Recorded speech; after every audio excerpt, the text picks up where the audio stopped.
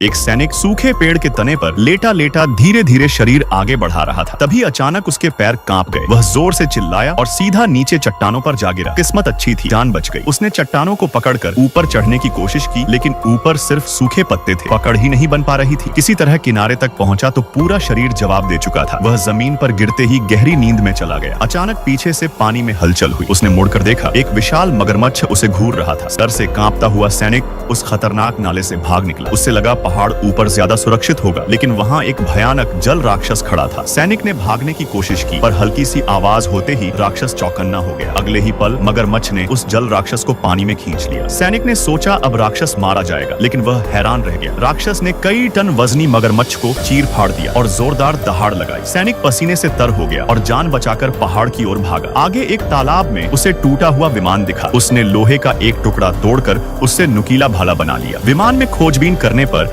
उसे एक signal gun और एक कीमती लाइटर मिला। जाने ही वाला था कि पानी में एक जिंदा गोला दिख गया। वह डर से कांप उठा और सिगरेट जलाकर खुद को संभालने लगा। तभी पीछे कदमों की आवाज आई। मुड़कर देखा, एक जापानी सैनिक खड़ा था। सैनिक ने सोचा वह भी सिगरेट मांगेगा, तो सिगरेट आगे बढ़ा दी। जापानी सैनिक ने इशारा किया कि उधर चलो। संदेह में पड़े सैनिक ने सावधानी से उसका पीछा किया। गुफा में पहुंचे तो देखा जालों में लिपटे हुए राक्षसों के अंडे थे, जिनमें से बच्चे निकलने वाले थे। सैनिक जानता था कि बड़े राक्षस कितने खतरनाक होते हैं। वह अंडे नष्ट करना चाहता था, लेकिन जापानी सैनिक को डर था कि इससे बाहर के राक्षस आ जाएंगे। तभी सैनिक को पानी में पड़ा गोला याद आया। दोनों उसे लेने लौटे, पर तभी राक्षस पीछे आ खड़ा हुआ। जापानी सैनिक ने तलवार से हमला किया, लेकिन राक्षस की चमड़ी बहुत सख्त थी। वह बुरी तरह घायल हो गया। दोनों ने मिलकर लड़ाई की, लेकिन राक्षस बहुत ताकतवर था। अचानक वह फिसलकर गहराई में गिरा और मर गया। माँ राक्षस अपने बच्चे की मौत से बौखला गई और दोनों इंसानों को मारने दौड़ी। अमेरिकी सैनिक बुरी तरह घायल था, चल भी नहीं सकता था। जापानी सैनिक मौका देखकर भाग गया। आखिरी पल में सैनिक ने गोले पर वार किया। भयानक धमाका हुआ, आग भड़क उठी। जापानी सैनिक को लगा सब खत्म हो गया, लेकिन राक्षस अब भी जिंदा था। अब उसके पास पीछे हटने का कोई रास्ता नहीं था। उसने तलवार पकड़ी